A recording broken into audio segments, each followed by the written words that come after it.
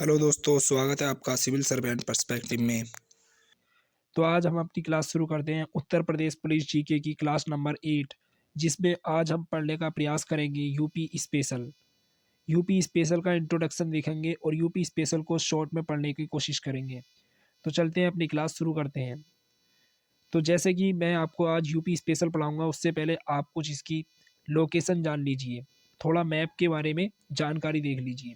जैसे उत्तर प्रदेश जो है टोटल 8 राज्यों और एक केंद्र शासित प्रदेश दिल्ली से अपनी सीमा साझा करता है और एक अंतर्राष्ट्रीय सीमा नेपाल के साथ साझा करता है।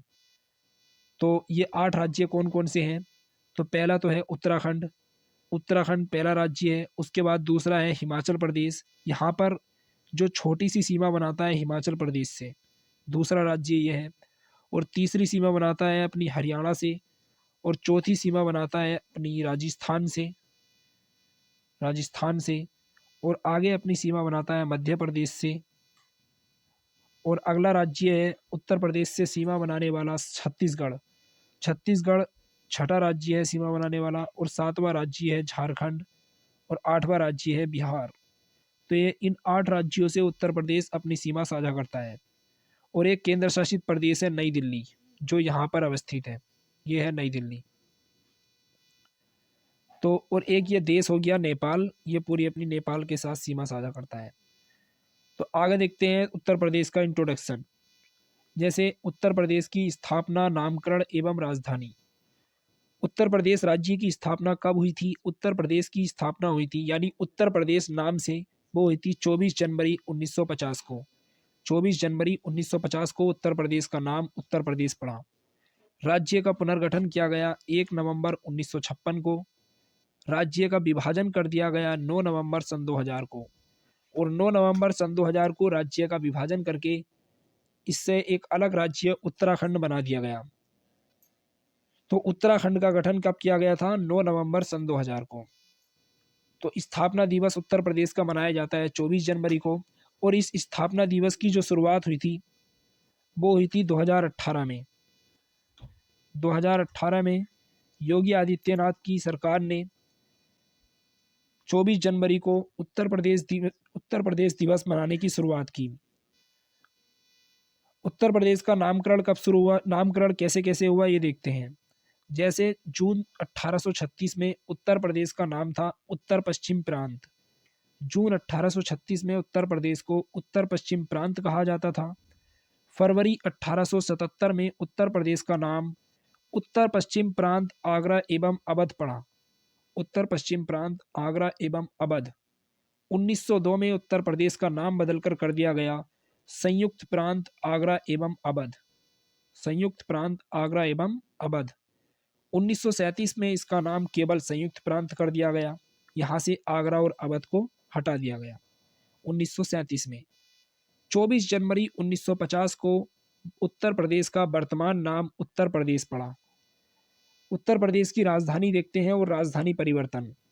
तो उत्तर प्रदेश की जो पहली राजधानी थी वो थी आगरा। 1836 से 1858 ईस्वी तक आगरा उत्तर प्रदेश की राजधानी रही। 1858 से 1921 ईस्वी तक इलाहाबाद रही उत्तर प्रदेश की राजधानी, यानी वर्तमान का प्रयागराज। 1858 से 1921 ईस्वी तक राजधानी रही इलाहाबाद। और 1921 से 1935 ईस्वी तक उत्तर प्रदेश की आंशिक रूप से राजधानी बना दी गई लखनऊ को। तो आंशिक रूप से पूछा जाता है क्वेश्चन कि उत्तर प्रदेश की लखनऊ को आंशिक राजधानी कब बनाया गया था? तो बनाया गया था 1921 ईस्वी में। 1921 से 1935 तक उत्तर प्रदेश की आंशिक राजधानी लखनऊ रही। आगे चलकर 1935 ईस्वी में उत्तर प्रदेश की पूर्णतः राजधानी लखनऊ को बना दिया गया। यानी पूर्णतः राजधानी कब बनाया गया? 1935 में। आगे चलते हैं, उत्तर प्रदेश की भौगोलिक विशेषताएं देख लेते हैं। तो उत्तर प्रदेश का टोटल क्षेत्रफल है 2,40,928 वर्ग किलोमीटर। 2,40,928 वर्ग किलोमीटर। जो भारत के कुल क्षेत्रफल का 7.33% है। 7.33%। क्षेत्रफल की दृष्टि से भारत में उत्तर प्रदेश का चौथा स्थान है। पहले नंबर पर सबसे बड़ा राज्य भारत का राजस्थान है। दूसरे नंबर पर मध्य प्रदेश आता है। तीसरे नंबर पर महाराष्ट्र और चौथे नंबर पर उत्तर प्रदेश का स्थान है। भौगोलिक स्थिति देखें उत्तर प्रदेश की, तो उत्तर प्रदेश का जो अक्षांशीय विस्तार है वो है 23 डिग्री 52 मिनट से 30 डिग्री 24 मिनट उत्तरी अक्षांश तक, 23-52 से 30-24 तक।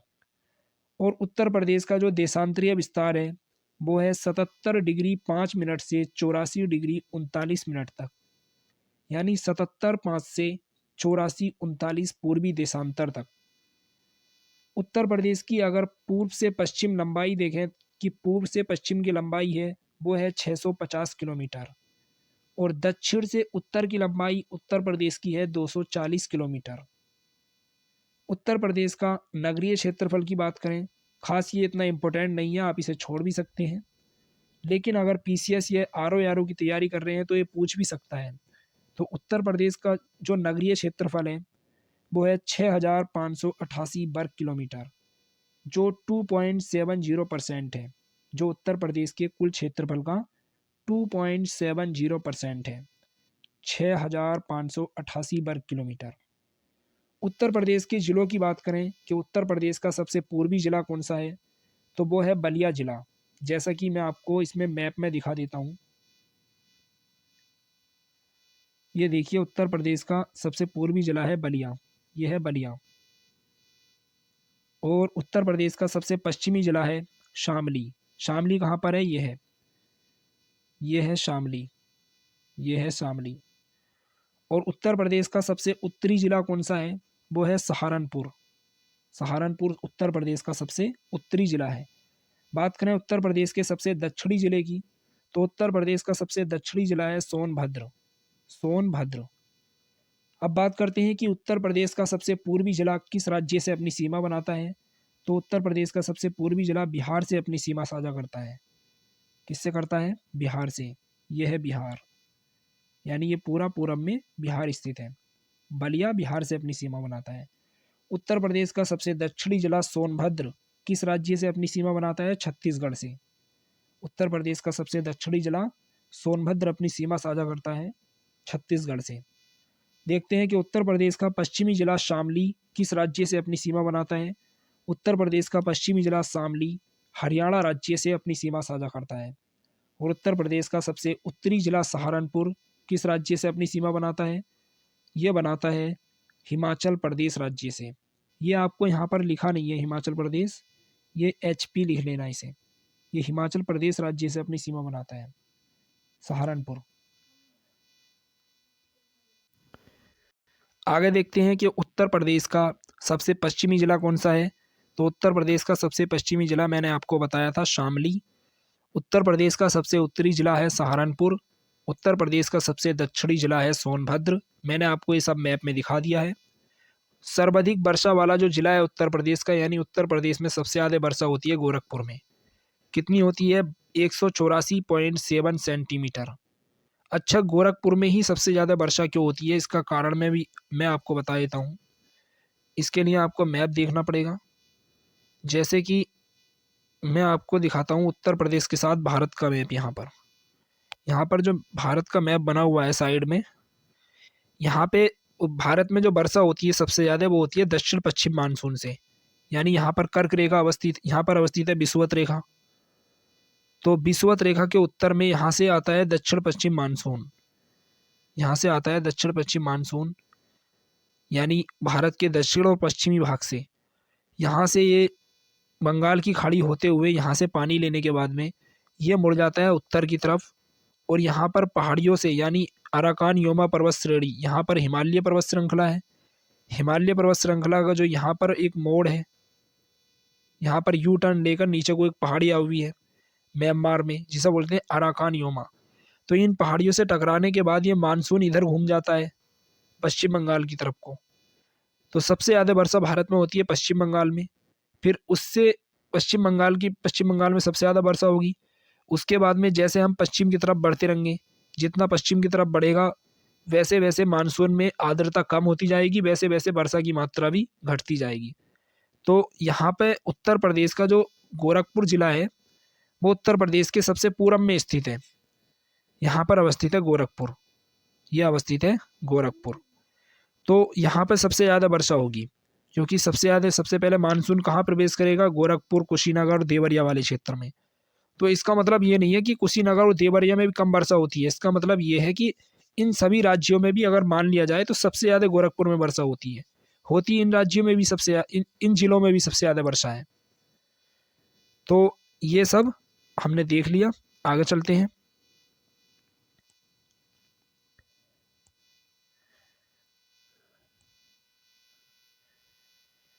न्यूनतम वर्षा वाला जिला कौन सा है? मथुरा। सबसे कम वर्षा होती है मथुरा, क्योंकि मथुरा जो स्थित है उत्तर प्रदेश के पश्चिमांचल में स्थित है। तो पश्चिम में आते आते मानसून में आर्द्रता बिल्कुल समाप्त हो जाती है। यहाँ तक आते आते मथुरा में आपको मथुरा की लोकेशन बता देता हूँ। ये है मथुरा जिला, आगरा, मथुरा, ये है मथुरा जिला। तो उत्तर प्रदेश के यहाँ से मानसून आया, पश्चिम की तरफ बढ़ा, तो यहाँ आते आते बिल्कुल वर्षा में आर्द्रता न्यूनतम हो जाती है, जिस कारण सबसे कम वर्षा कहाँ होगी? मथुरा में। आगे चलते हैं। आगे क्या बोल रहा है कि प्रदेश से लगे राज्य एवं केंद्र शासित प्रदेश, ये मैंने आपको सबसे पहले ही बता दिए। कितने राज्य लगते हैं उत्तर प्रदेश से? 8 राज्य अपनी सीमा बनाते हैं और एक केंद्र शासित प्रदेश। 8 राज्य कौन कौन से हैं?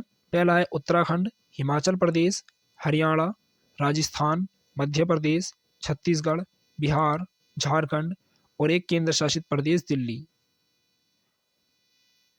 और इनमें सबसे जो बड़ी सीमा बनाता है, कौन सा राज्य उत्तर प्रदेश के साथ सबसे लंबी सीमा बनाता है? तो वो होगा मध्य प्रदेश। मध्य प्रदेश के साथ उत्तर प्रदेश के टोटल 11 जिले सीमा बनाते हैं, 11 जिले। आगे देखते हैं कि सर्वाधिक राज्यों से लगा जिला, ऐसा कौन सा जिला है जो उत्तर प्रदेश का, ऐसा कौन सा जिला है जो सबसे ज़्यादा राज्यों से लगा है? तो वो है सोनभद्र जिला। सोनभद्र की सीमा बिहार से, झारखंड से, छत्तीसगढ़ से और मध्य प्रदेश से, इन चारों राज्यों से लगी है।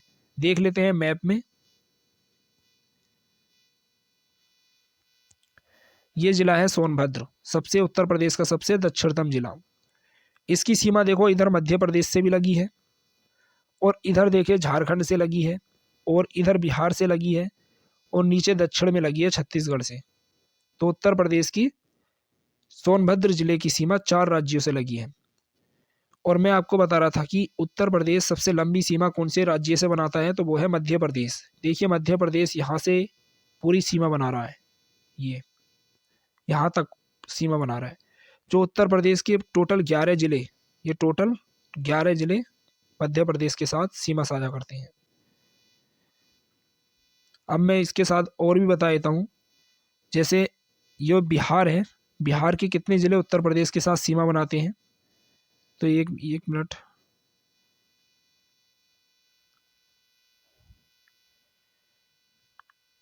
ये देखिए बिहार के साथ उत्तर प्रदेश के कितने ज़िले सीमा बनाते हैं और कौन कौन से हैं वो। पहला है महाराजगंज, सबसे उत्तर में, महाराजगंज, कुशीनगर, देवरिया, बलिया, गाजीपुर, चंदौली, सोनभद्र। तो उत्तर प्रदेश से यानी बिहार से उत्तर प्रदेश के 7 जिले सीमा बनाते हैं। कौन कौन से? सबसे उत्तर में है महाराजगंज, कुशीनगर, देवरिया, बलिया, गाजीपुर, चंदौली, सोनभद्र। अब देख लेते हैं कि उत्तर प्रदेश के मध्य प्रदेश से सीमा बनाने वाले ज़िले कौन कौन से हैं। तो ये है, सबसे ऊपर है आगरा, फिर है इटावा, जालौन, झांसी, ललितपुर, महोबा, बांदा, चित्रकूट, प्रयागराज, मिर्ज़ापुर, सोनभद्र। 1, 2, 3, 4, 5, 6, 7, 8, 9, 10, 11, ये टोटल 11 जिले मध्य प्रदेश के साथ सीमा साझा करते हैं और 7 जिले बिहार के साथ, और झारखंड के साथ केवल 1 जिला सोनभद्र, छत्तीसगढ़ के साथ 1 जिला सोनभद्र, और एक हिमाचल प्रदेश के साथ भी 1 जिला सीमा साझा करता है, सहारनपुर। हिमाचल प्रदेश के साथ भी सहारनपुर। अब देखते हैं कि उत्तराखंड के साथ उत्तर प्रदेश के कितने जिले सीमा बनाते हैं। तो ये भी 7 जिले हैं। सबसे पश्चिम में है सहारनपुर, फिर है मुजफ्फरनगर, बिजनौर, मुरादाबाद, रामपुर, बरेली और पीलीभीत। 1 2 3 4 5 6 7 टोटल 7 जिले उत्तराखंड के साथ अपनी सीमा साझा करते हैं। सहारनपुर, मुजफ्फरनगर, बिजनौर, मुरादाबाद, रामपुर, बरेली और पीलीभीत। देखते हैं हरियाणा के साथ कितने जिले सीमा बनाते हैं। तो हरियाणा के साथ सहारनपुर, शामली, बागपत, गौतम बुद्ध नगर, अलीगढ़ और मथुरा, यानी टोटल 6 जिले। अब आप देखना यहाँ पर गाजियाबाद हरियाणा के साथ अपनी सीमा साझा नहीं करता है। गाजियाबाद टोटल दिल्ली में समाया हुआ है, यानी अपनी जो सीमा बनाता है गाजियाबाद वो सारी सीमा दिल्ली से बनाता है। तो कौन कौन से जिले? सहारनपुर, शामली, बागपत, ग्रेट यानी नोएडा, गौतम बुद्ध नगर, अलीगढ़ और मथुरा, ये 6 जिले हरियाणा से सीमा साझा करते हैं। अब आगे देखते हैं कि राजस्थान से कौन कौन से जिले उत्तर प्रदेश के सीमा बनाते हैं। तो ये हैं 2 जिले, मथुरा और आगरा। एक है आगरा और एक है मथुरा। नेपाल से सीमा साझा करने वाले जिले देख लेते हैं। तो नेपाल से 7 जिले सीमा बनाते हैं नेपाल से। कौन कौन से? पीलीभीत, लखीमपुर खीरी, बहराइच, श्रावस्ती, बलरामपुर, सिद्धार्थनगर, महाराजगंज। टोटल 7 जिले हो गए। पीलीभीत, लखीमपुर खीरी, बहराइच, श्रावस्ती, बलरामपुर, सिद्धार्थनगर और महाराजगंज। कैसे याद कर सकते हैं? इसकी ट्रिक है थोड़ी सी। जैसे एक व्यक्ति था, उसने पीला खीरा खाया। खीरा मतलब खीरी, पीला से पीलीभीत। पीला खीरा खाया तो क्या हो गया? वो बहरा हो गया। बहरा से बहराइच। जब बहरा हो गया तो वो कहाँ गया? बस्ती में गया। बस्ती में गया, उसने जाके बल लगाया। बस्ती से बना श्रावस्ती, बल लगाया यानी बलरामपुर।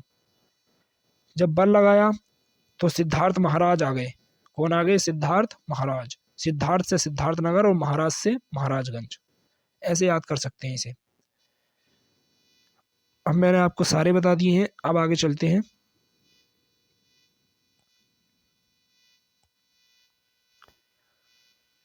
देख लेते हैं नेपाल और उत्तर प्रदेश की टोटल सीमा कितनी है? 579 किलोमीटर। 579 किलोमीटर। उत्तराखंड से लगे जिले मैंने आपको बता दिए। 7 जिले हैं, मुजफ्फरनगर, सहारनपुर, बिजनौर, रामपुर, मुरादाबाद, पीलीभीत, बरेली। ये क्रम में नहीं लगे हुए, आपको क्रम में याद करना है। आरओ या यूपीपीसीएस के पेपर में क्रम से पूछ लेता है कि उत्तराखंड से उत्तर प्रदेश के सीमा बनाने वाले पश्चिम से पूरब की तरफ क्रम लगाओ या पूरब से पश्चिम की ओर क्रम लगाओ। तो आप क्रम जरूर याद करना है इसका। अगला है बिहार से सीमा लगाने वाले जिले 7: सोनभद्र, बलिया, देवरिया, गाजीपुर, कुशीनगर, चंदौली और महाराजगंज। झारखंड से केवल एक जिला सीमा बनाता है, सोनभद्र। मध्य प्रदेश से 11 जिले सीमा बनाते हैं, मैंने आपको बता दिए क्रम से। आगरा, ललितपुर, महोबा, झांसी, इटावा, जालौन, बांदा, चित्रकूट, प्रयागराज, मिर्जापुर और सोनभद्र। ये क्रम से लगे हुए नहीं है, आप इन्हें भी क्रम से याद करना। छत्तीसगढ़ से केवल एक जिला सीमा बनाता है, सोनभद्र। राजस्थान से 2 जिले सीमा बनाते हैं, आगरा और मथुरा। हरियाणा से 6 जिले सीमा बनाते हैं, बागपत, शामली, सहारनपुर, गौतम बुद्ध नगर, मथुरा और अलीगढ़। सर्वाधिक क्षेत्र वाले 5 जिले, यानी सबसे ज़्यादा क्षेत्र जो है उत्तर प्रदेश का किस जिले का है? तो सबसे बड़ा जिला है उत्तर प्रदेश का लखीमपुर खीरी। उससे छोटा है सोनभद्र और सोनभद्र से छोटा है हरदोई। कम से कम आपको एटलीस्ट 3 तो याद रखने हैं शुरू के। सबसे बड़ा है खीरी, उससे छोटा है सोनभद्र और सोनभद्र से छोटा है हरदोई। फिर हरदोई से छोटा है सीतापुर, फिर प्रयागराज। खीरी, सोनभद्र, हरदोई, सीतापुर, प्रयागराज। सबसे कम क्षेत्रफल वाले जिले ये बढ़ते क्रम में लगाने हैं। तो सबसे छोटा है हापुड़, उत्तर प्रदेश का सबसे छोटा जिला है हापुड़। उससे बड़ा है गाजियाबाद और गाजियाबाद से बड़ा है भदोही। तो आपको भी ये 3 ज़िले कम से कम याद रखने हैं, जैसे हापुड़, गाज़ियाबाद, भदोही। उससे बड़ा है शामली, गौतम बुद्ध नगर। प्रदेश से लगे सर्वाधिक सीमा रखने वाला राज्य, यानी उत्तर प्रदेश से कौन सा राज्य सबसे ज़्यादा लंबी सीमा बनाता है? तो वो है मध्य प्रदेश। मैंने आपको बता दिया।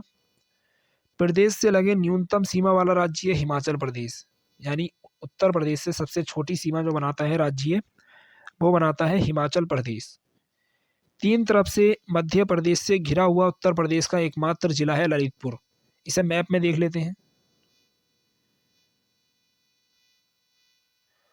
ये जिला है ललितपुर, यह आपको दिख रहा होगा ललितपुर, और ये तीनों ओर से मध्य प्रदेश से घिरा हुआ है। देख सकते हैं ये तीनों ओर से मध्य प्रदेश से घिरा हुआ है। आगे चलते हैं।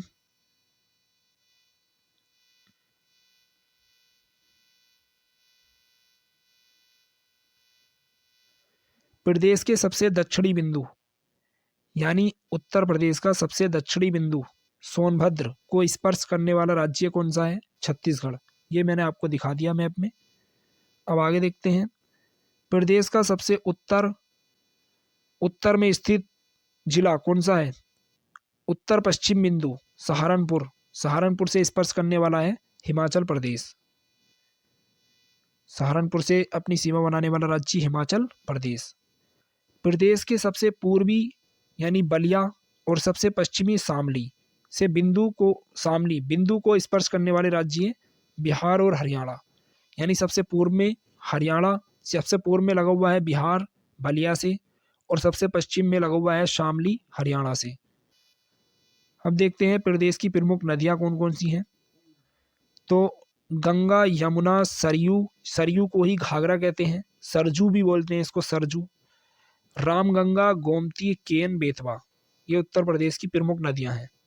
उत्तर प्रदेश की सबसे बड़ी नदी कौन सी है इनमें? गंगा नदी, और गंगा की सहायक यमुना उत्तर प्रदेश की दूसरी सबसे बड़ी नदी है। अब देख लेते हैं राजकीय चिन्ह। उत्तर प्रदेश का राजकीय चिन्ह है, एक वृत्त में 2 मछली हैं, एक तीर है, धनुष तथा बीच में बहती गंगा और यमुना नदियां, गंगा यमुना नदियों का संगम दिखाया गया है। और इसे कब स्वीकृत किया गया था? 1938 ईस्वी में। यह क्वेश्चन पूछा जाता है कि राजकीय चिन्ह को, उत्तर प्रदेश के राजकीय चिन्ह को कब स्वीकृत किया गया था? 1938 ईस्वी में। और वृत्त में क्या है? एक वृत्त में 2 मछली हैं, एक तीर है, तीर धनुष है, और बीच में बहती गंगा यमुना। राजकीय पशु है बारहसिंगा, और राजकीय पक्षी क्या है? सारस या क्रोंच। सारस को ही क्रोंच बोल देते हैं, सारस। राजकीय पुष्प है उत्तर प्रदेश का पलास या टेंसू, पलास या टेंसू। तो इसे कब अपनाया गया था? 2011 में, 2011 से। राजकीय वृक्ष है अशोक, अशोक का वृक्ष, और राजकीय खेल है उत्तर प्रदेश का हॉकी। राजकीय भाषा क्या है उत्तर प्रदेश की? 1947 से हिंदी को अपनाया गया, हिंदी को, और 1989 से दूसरी राजभाषा बनी उर्दू। इसे बहुत याद करना आप, ये इंपॉर्टेंट है। 1989 से अपनाया गया था उर्दू को, ये पूछा जाता है। अब देख लेते हैं शासन एवं प्रशासनिक संरचना। राज्य विधानमंडल उत्तर प्रदेश का द्विसदनात्मक है। अच्छा, द्विसदनात्मक का मतलब क्या हुआ? यहाँ पर इसका मतलब है कि उत्तर प्रदेश में विधानसभा और विधान परिषद दोनों सदन है, इसलिए तो बोल रहा है ये द्विसदनात्मक। भारत के सभी राज्यों में द्विसदनात्मक विधानमंडल नहीं है। भारत के केवल 6 राज्यों में ही द्विसदनात्मक विधानमंडल है। उन 6 में से है एक उत्तर प्रदेश। तो वह वो 6 कौन कौन से राज्य हैं? एक है तेलंगाना, उत्तर प्रदेश, बिहार, महाराष्ट्र, आंध्र प्रदेश, कर्नाटक। इन 6 राज्यों में ही द्विसदनात्मक विधानमंडल है। उत्तर प्रदेश में विधानसभा सदस्यों की संख्या है 404, 403 प्लस 1। अब वर्तमान में अगर आ जाए तो 403 ही लगाना, क्योंकि एक जो मनोनीत सदस्य था एंग्लो इंडियन, उसको समाप्त कर दिया गया। कौन से संविधान संशोधन से समाप्त किया गया था? 104वां संविधान संशोधन। आगे देखते हैं, उत्तर प्रदेश में विधान परिषद सदस्यों की संख्या कितनी है? 100 और विधानसभा के सदस्यों की 403। प्रदेश में लोकसभा सीटों की संख्या कितनी है? 80। कितनी है? 80। और राज्यसभा सीटों की संख्या 31 है। सर्वाधिक विधानसभा सीटों वाला राज्य कौन सा है? प्रयागराज। प्रयागराज में 12 सीटें हैं। जाहिर सी बात है कि जब प्रयागराज में सबसे ज़्यादा जनसंख्या होगी तो सबसे ज़्यादा विधानसभा सीटें भी कहाँ होंगी? प्रयागराज में। क्योंकि भारत में, भारतीय राज व्यवस्था में सीटों का जो आवंटन होता है वो जनसंख्या के अनुपात में होता है। जहाँ पर जितनी ज़्यादा जनसंख्या वहाँ पर उतनी ज़्यादा सीटें। लेकिन इस पर भी 1971 की जनगणना के बाद इस पर रोक लगा दी गई थी। यानी 1971 तक ही ऐसा था, उसके बाद सीटें नहीं बढ़ाई गईं। अब ये 2021 की जनगणना के बाद में 2026 में पुनः सीमांकन होगा, तब सीटों को बढ़ाया जाएगा। तो सर्वाधिक जो विधानसभा सीटों वाला राज्य है उत्तर प्रदेश का, वो है प्रयागराज। कितनी सीटें हैं? 12 सीटें।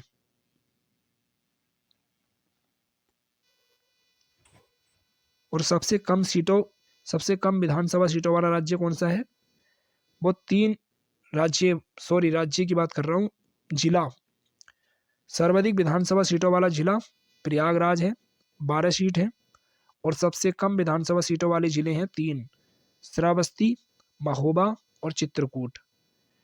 श्रावस्ती, महोबा और चित्रकूट में 2-2 सीटें हैं, 2-2 सीटें। ये क्वेश्चन इंपॉर्टेंट है कि प्रदेश में एससी के लिए आरक्षित सीटों की संख्या कितनी है? 17। यानी शेड्यूल्ड कास्ट के लिए जो रिजर्वेशन है सीटों में, वो 17 सीटें हैं। आरक्षित विधानसभा में सीटें कितनी हैं? राज्य विधानसभा में आरक्षित सीटें हैं 86, जिसमें 84 एससी के लिए और 2 हैं एसटी के लिए। अच्छा, ये जो सीटों की बात चल रही है 17, ये है लोकसभा के लिए। यानी लोकसभा में उत्तर प्रदेश की जो टोटल 80 लोकसभा सीटें हैं, उसमें से 17 लोकसभा सीटें एससी के लिए रिजर्व हैं। जबकि ये जो बात चल रही है राज्य विधानसभा की, उत्तर प्रदेश राज्य विधानसभा में टोटल 403 सीटें हैं, जिसमें से 86 रिजर्व हैं। उन 86 में भी 84 एससी को हैं और 2 एसटी के लिए हैं। एसटी यानी शेड्यूल्ड ट्राइब, अनुसूचित जनजाति, और एससी मतलब अनुसूचित जाति। अब देखते हैं कि मतदाताओं की दृष्टि से सबसे छोटा संसदीय क्षेत्र कौन सा है? तो वो है बागपत जिला। सबसे कम मतदाता हैं बागपत में और सबसे ज़्यादा मतदाता हैं गाजियाबाद में। मतदाता मतलब वोट डालने वाले जो लोग हैं। मतदाता की दृष्टि से सबसे बड़ा संसदीय क्षेत्र गाजियाबाद। अब देख लेते हैं कि राज्य के प्रथम मुख्यमंत्री कौन थे उत्तर प्रदेश के? कौन थे? पंडित गोविंद वल्लभ पंत जी। और उत्तराखंड के भी यही होंगे पहले मुख्यमंत्री, क्योंकि उस समय पर उत्तर प्रदेश और उत्तराखंड एक ही हुआ करते थे। 9 नवंबर सन 2000 को विभाजन हुआ था। अब देखते हैं कि प्रदेश की पहली महिला मुख्यमंत्री कौन बनी? तो वो थी श्रीमती सुचेता कृपलानी जी। और दूसरी महिला मुख्यमंत्री बनी सुश्री मायावती जी। उत्तर प्रदेश के सर्वाधिक बार मुख्यमंत्री बनने वाले व्यक्ति हैं वो हैं सुश्री मायावती जी। 4 बार उत्तर प्रदेश की मुख्यमंत्री बन चुकी हैं। प्रदेश के मुख्यमंत्री जो देश के प्रधानमंत्री भी बने, वो थे चौधरी चरण सिंह और श्री विश्वनाथ प्रताप सिंह। चौधरी चरण सिंह की जयंती पर यानी 23 दिसंबर को राष्ट्रीय किसान दिवस मनाया जाता है। और श्री विश्वनाथ प्रताप सिंह, ये दोनों ही व्यक्ति उत्तर प्रदेश के मुख्यमंत्री रहे और बाद में प्रधानमंत्री भी बने। प्रदेश की प्रथम महिला राज्यपाल कौन है? श्रीमती सरोजनी नायडू जी। तो क्लास अपनी यहीं पर समाप्त करते हैं। क्लास काफ़ी लंबी हो गई है, मिलते हैं इसके पार्ट नंबर 2 में। तो अगर वीडियो या क्लास मेरी अच्छी लगी हो तो लाइक करें, सब्सक्राइब करें और शेयर करना ना भूलें। और शेयर करना ना भूलें। जय हिंद, जय भारत, थैंक यू।